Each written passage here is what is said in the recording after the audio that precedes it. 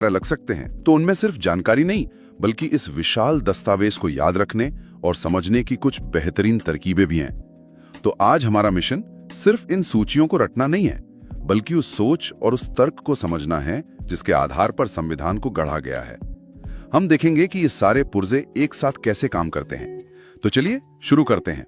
जब भी संविधान की बात होती है तो ये 3 शब्द बार बार आते हैं: भाग यानी पार्ट, अनुच्छेद आर्टिकल और अनुसूची शेड्यूल। ये सुनने में एक जैसे लगते हैं, पर इनमें असल में फर्क क्या है? ये है क्या? हाँ, ये बहुत अच्छा सवाल है, क्योंकि यहीं से मतलब पूरी बनावट समझ में आती है। बिल्कुल, यहीं से शुरुआत होती है। तो इसे ना एक बहुत बड़ी और जरूरी किताब की तरह सोचिए। जो भाग हैं वो एक तरह से इस किताब के बड़े बड़े अध्याय यानी चैप्टर्स हैं। अच्छा, चैप्टर। हाँ, हर भाग में एक जैसे विषय से जुड़े सारे नियम एक जगह रख दिए गए।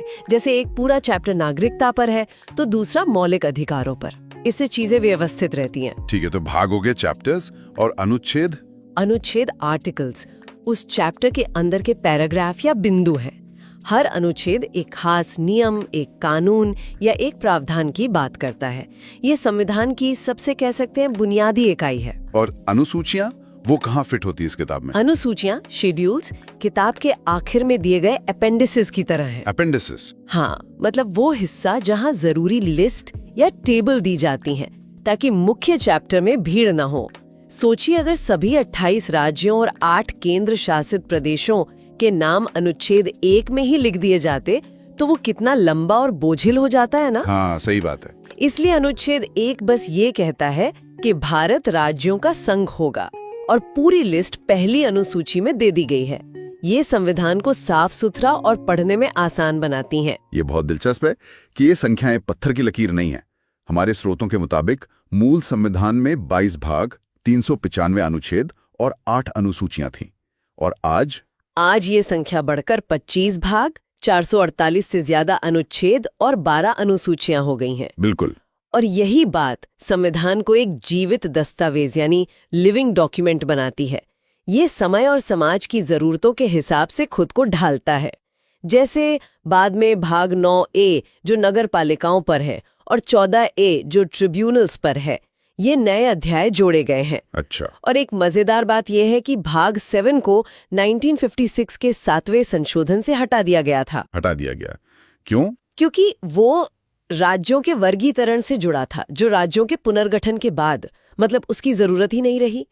तो ये दिखाता है कि संविधान में जोड़ने और घटाने की प्रक्रिया चलती रहती है। तो फिर एक एक करके सभी 25 भागों से गुजरने के बजाय क्यों ना हम उस कहानी को समझें जो संविधान हमें सुनाता है। हमारे स्रोतों में इस बात पर जोर दिया गया है कि इन भागों का क्रम बहुत तार्किक है।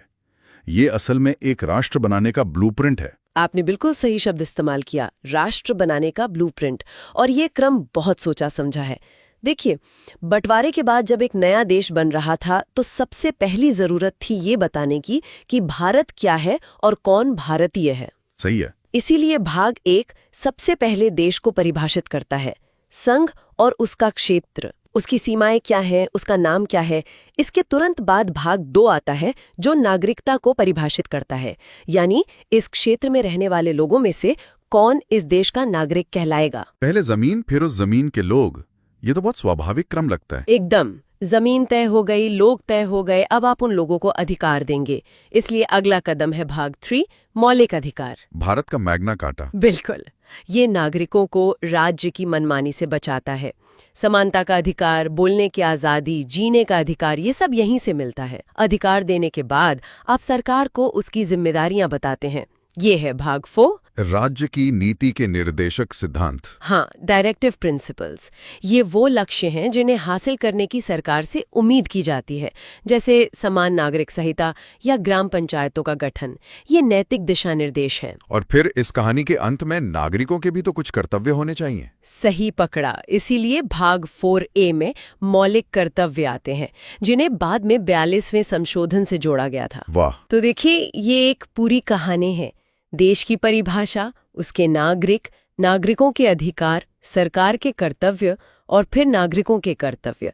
ये सिर्फ एक कानूनी दस्तावेज नहीं, बल्कि राष्ट्र निर्माण की एक पूरी विचारधारा है जो इस क्रम में दिखाई देती है। ये नजरिया तो सच में सब कुछ बदल देता है। तो इस बुनियाद के बाद संविधान सरकार चलाने की मशीनरी पर आता होगा। बिल्कुल। एक बार राष्ट्र की नींव रख दी गई तो फिर सरकार का ढांचा बनाया जाता है। केंद्र सरकार यानी संघ की बात करता है। राष्ट्रपति, संसद, सुप्रीम कोर्ट सब कुछ इसमें है। और भाग 6 राज्यों के लिए होगा? एकदम। भाग वी ठीक उसी तरह राज्य सरकारों का ढांचा बताता है। दिलचस्प बात यह है कि इन दोनों भागों की संरचना लगभग एक जैसी है, बस स्तर का फर्क है। इसी से जुड़ा एक और दिलचस्प पहलू हमारे स्रोतों में था। भारत को प्रकृति में संघीय लेकिन आत्मा में एकात्मक बताया गया है। भाग 11 खासतौर पर केंद्र और राज्यों के संबंधों पर है। शक्तियों का ये बंटवारा असल में काम कैसे करता है? यहाँ पर 7वीं अनुसूची हीरो बनकर सामने आती है। ये संविधान के संघीय ढांचे की जान है।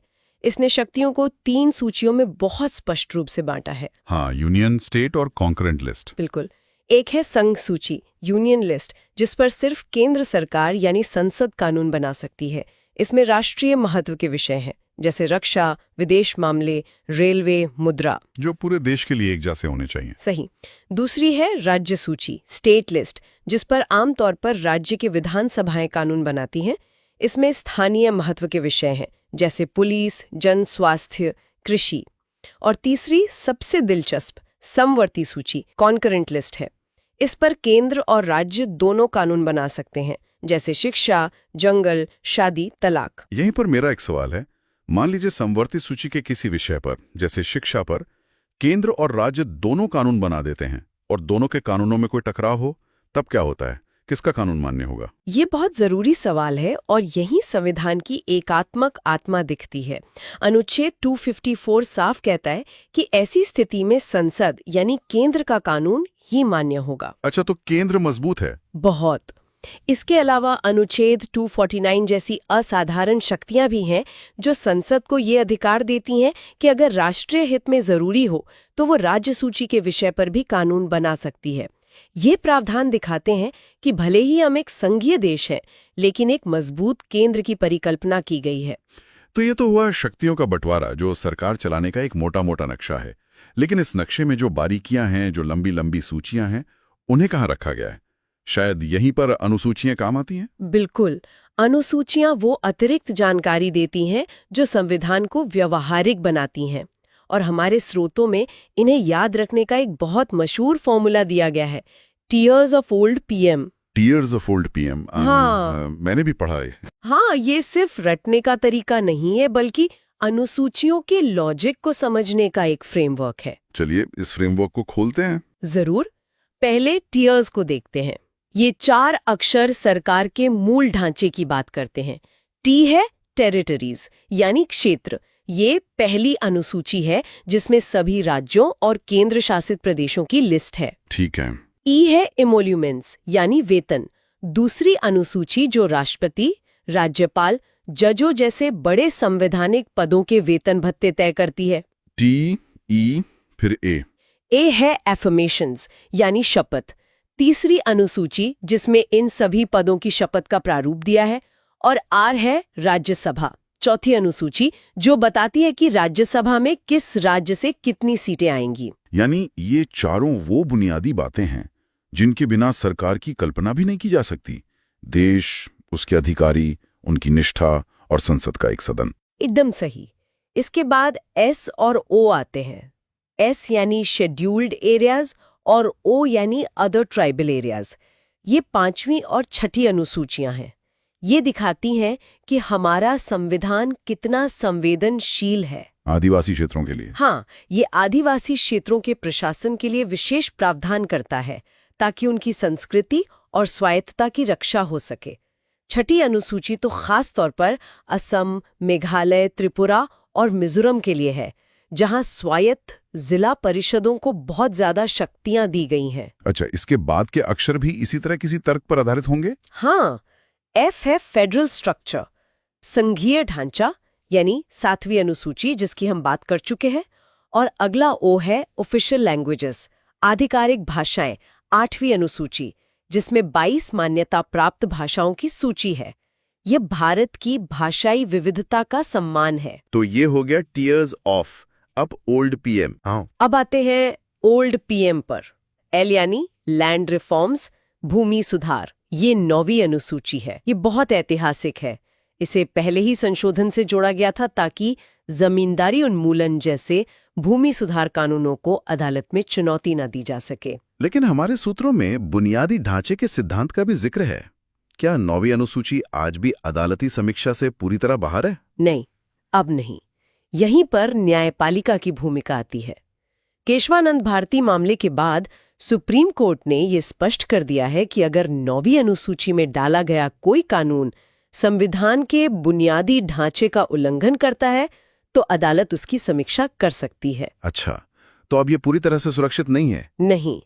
इसके बाद डी है, डिफेक्शन यानी दल बदल। 10वीं अनुसूची, जिसे दल बदल विरोधी कानून भी कहते हैं। इसे 80 के दशक में आयाराम गयाराम की राजनीति से पैदा हुई अस्थिरता को रोकने के लिए लाया गया था। हाँ, वो दौर तो बहुत अस्थिर था। और आखिर में पी और एम, पंचायत और म्यूनिसिपैलिटीज। 11वीं और 12वीं अनुसूची, जिन्हें 73वें और 74वें संशोधन से जोड़ा गया। ये लोकतंत्र को जमीनी स्तर तक ले जाने की सबसे बड़ी कोशिश थी। इतने सारे अनुच्छेद, भाग और अनुसूचियों की बात करने के बाद ये तो साफ है कि इन्हें याद रखना एक बड़ी चुनौती है।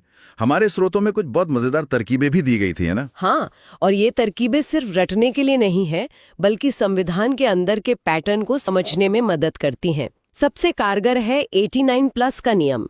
ये केंद्र और राज्य सरकारों के समानांतर ढांचे को दिखाता है। ये +89 का नियम क्या है? ये तो सुनने में किसी गणित के फॉर्मूले जैसा लग रहा है। ये बहुत दिलचस्प है। केंद्र सरकार से जुड़े कई जरूरी अनुच्छेदों में अगर आप 89 जोड़ दें तो आपको राज्य सरकार का लगभग वही काम करने वाला अनुच्छेद मिल जाएगा। सच में? कोई उदाहरण? हाँ, एक उदाहरण लेते हैं। अनुच्छेद 72, जो राष्ट्रपति की क्षमादान शक्ति है। जी। अब आप इसमें 89 जोड़ दीजिए तो 72 + 89 हुए 161। 161। हाँ, और वो राज्यपाल की क्षमादान शक्ति है। बिल्कुल। एक और देखिए, अनुच्छेद 74 केंद्रीय मंत्रिपरिषद के बारे में है। 74 + 89, 163। जो यकीनन राज्य की मंत्रिपरिषद के बारे में होगा। बिल्कुल। अनुच्छेद 163 राज्य की मंत्रिपरिषद के बारे में ही है। ये ट्रिक कई जगहों पर काम करती है और ये दिखाती है कि संविधान निर्माताओं ने केंद्र और राज्य के ढांचे में एक सिमेट्री रखी है। ये +89 वाली ट्रिक सच में दिलचस्प है। क्या इसके पीछे कोई डिजाइन या तार्किक कारण है, या ये बस एक संयोग है कि संख्याएं इस तरह से मेल खाती हैं? ये महज संयोग नहीं लगता। ये संविधान की बनावट में एक सोची समझी सिमेट्री को दिखाता है, जिससे दोनों स्तरों की सरकारों की शक्तियों और कार्यों की तुलना करना और उन्हें समझना आसान हो जाता है। और एक और ट्रिक थी समानता के अधिकार के लिए। हाँ, वो भी बहुत अच्छी है। मौलिक अधिकारों में समानता का अधिकार, जो अनुच्छेद 14 से 18 तक है, उसे याद रखने के लिए आप एक वाक्य याद रख सकते हैं। Law removes all